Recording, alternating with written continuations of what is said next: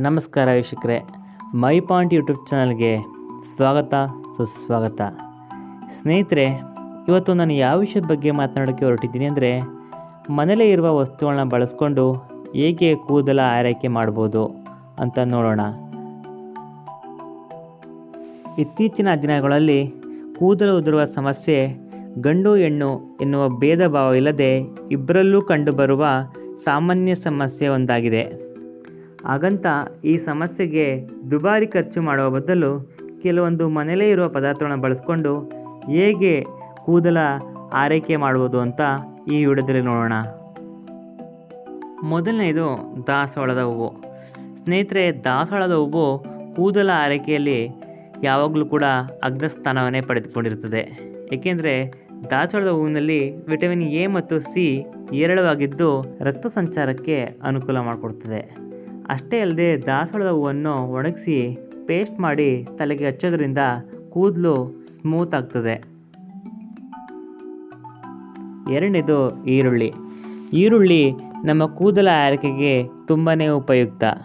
ಈರುಳ್ಳಿಯನ್ನು ಪೇಸ್ಟ್ ಮಾಡಿ ಹಚ್ಚೋದ್ರಿಂದ ನಮ್ಮ ತಲೆಯಲ್ಲಿರುವ ಡ್ಯಾಂಡ್ರಫ್ ಅಥವಾ ಹೊಟ್ಟಿನ ಸಮಸ್ಯೆಗೆ ಶಾಶ್ವತ ಪರಿಹಾರವನ್ನು ನೀಡುತ್ತದೆ.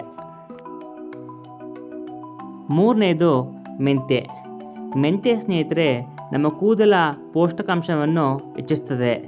ಇದರಲ್ಲಿ ಪ್ರೋಟೀನ್ಗಳು ಮತ್ತು ಆಮ್ಲಗಳು ಹೆಚ್ಚಾಗಿದ್ದು ಕೂದಲನ್ನು ಬಲಪಡಿಸುತ್ತದೆ.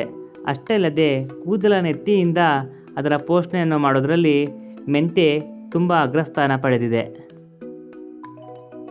ನಾಲ್ಕನೇದು ಮೊಸರು. ಸ್ನೇಹಿತರೆ, ಮೊಸರನ್ನ ತಲೆಗೆ ಹಚ್ಚಿಕೊಂಡು 10 ನಿಮಿಷ ಬಿಟ್ಟು ಸ್ನಾನ ಮಾಡೋದ್ರಿಂದ ಕೂದಲಿನಲ್ಲಿರುವ ಡ್ಯಾಂಡ್ರಫನ್ನು ದೂರ ಮಾಡಿ ಕೂದಲು ಶೈನಾಗಿ ಹೊಳೆಯುವಂತೆ ಮಾಡುತ್ತದೆ. 5ನೇದು ಅಲೋವೆರಾ ಜೆಲ್ಲು ಮನುಷ್ಯನಿಗೆ ಒಂದು ಸಂಜೀವನಿಯ ರೀತಿಯೇ ಕೆಲಸ ಮಾಡುತ್ತದೆ ಸ್ನೇಹಿತರೆ. ಏಕೆಂದರೆ ಯಾವುದೇ ಕೆಲಸಕ್ಕೂ ಕೂಡ ಅಲೋವೆರಾ ಜೆಲ್ಲು ತುಂಬಾ ಉಪಯುಕ್ತವಾದದ್ದು ಸ್ನೇಹಿತರೆ. ಅಲೋವೆರಾ ಜೆಲ್ನ ಜೊತೆಗೆ ಪಚ್ಚ ಕರ್ಪೂರವನ್ನು ಸೇರಿಸಿ ರುಬ್ಬಿ ತಲೆಗೆ ಹಚ್ಚೋದರಿಂದ ತಲೆಯಲ್ಲಿರುವ ಹೊಟ್ಟು ಶಾಶ್ವತವಾಗಿ ದೂರವಾಗ್ತದೆ.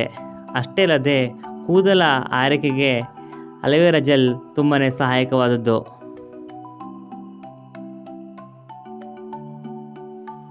6ನೇದು ತಲೆಗೆ ಎಣ್ಣೆ ಹಚ್ಚುವುದು.